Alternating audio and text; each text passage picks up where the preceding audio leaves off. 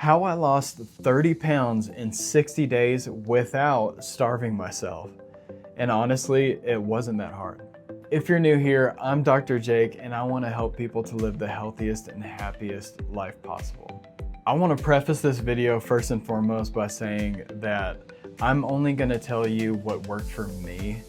This is not, a prescription for everybody in the world that everybody needs to try or do what I did. I'm just simply telling you what has worked for me. So for those of you who might be considering skipping straight to the end of the video just to hear the answer, I'll give you the answer right up front. It's the carnivore diet. So that's what I tried. That's how I lost 30 pounds in 60 days.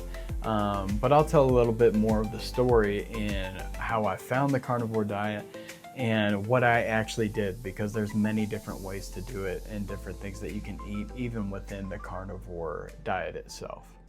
So about 3 or 4 years ago, I started to have a health issue pop up, and I'm a chiropractor. I'm supposed to be healthy, the picture of health, and I was getting what's called gout. If you guys know what that is, you know how painful it is. So it typically affects 1 or 2 joints in the body, mainly the big toe, where it'll be super red, inflamed, and very painful, to the point to where a bed sheet, even a thin bed sheet on your toe at that point when it's in a flare-up, it's excruciatingly painful. And so I would not wish that on my worst enemy. But I was dealing with these gout flare-ups and I just couldn't understand why. I was eating like most people, really, I thought. 80% healthy, or what I thought were healthy foods, and then 20% whatever I wanted. Pizza, ice cream, stuff like that. And so I thought my 80-20 rule was gonna be enough, and I would be able to eat that way for the foreseeable future. But little did I know, I was creating a metabolic state in my body that was not healthy for the long term. So I started suffering from gout, and so I dug into the research. And what I found there is that the research basically abruptly stops around the 50s, like the 1950s, because they found a drug that works really well for gout to help with that issue specifically. But that wasn't satisfying to me. I wanted to know why I was experiencing this and how to actually resolve it and not just take a pill for the rest of my life. So basically, whatever I was doing diet-wise was not really working for me. So I wanted to find some kind of diet that, I liked, that didn't feel like I was starving myself, and could help me to lose the weight that I needed to lose, but also to help me gain muscle and keep me strong and thriving for as long as possible. And so I stumbled upon Dr. Paul Saladino and the Carnivore Diet. And so I grabbed his book, The Carnivore Code, and started flipping through it. And he made some powerful arguments in there that were science-backed that, at the end of the day, I just said, why not? Let me try it. Carnivore sounds awesome. I get to eat meat, bacon, eggs, cheese, whatever, many things that I want the most in terms of food, I was able to eat on this diet. So I thought, why not? Let's give it a shot. So one of the lines that I like the best from Carnivore Code, Paul Saladino said, "Nothing on this earth wants to be eaten." If you think about it, that makes sense. Nothing wants to be eaten. So animals have a natural defense mechanism, and it's their legs. They at least have a chance to run away from us. If we're thinking back to hunter-gatherer days, they at least have a chance to run away. What do plants have? And that got me thinking. Well, they have chemistry, they have chemicals, they have poison.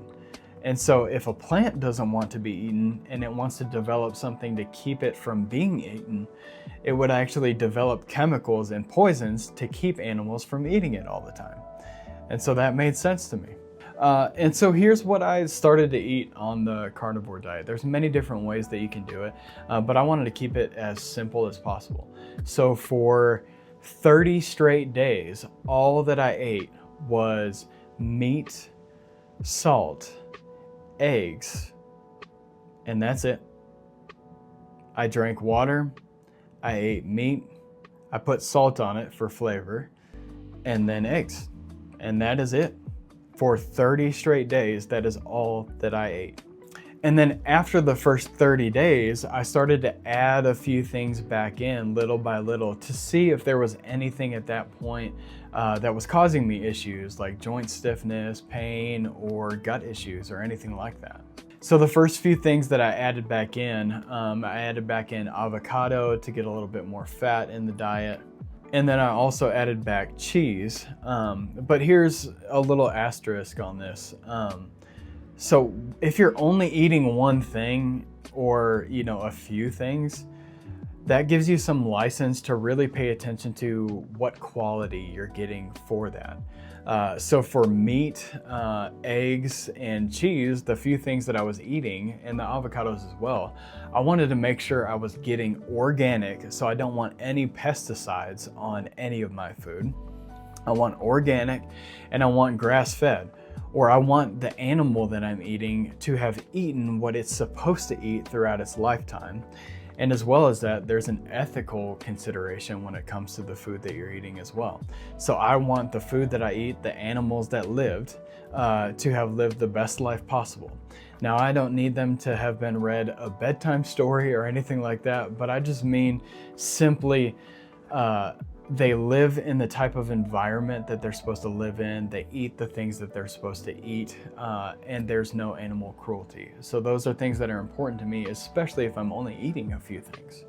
And so that's what I did for the next 30 days, so 60 days total. The first 30 days, I just did meat, salt, and eggs.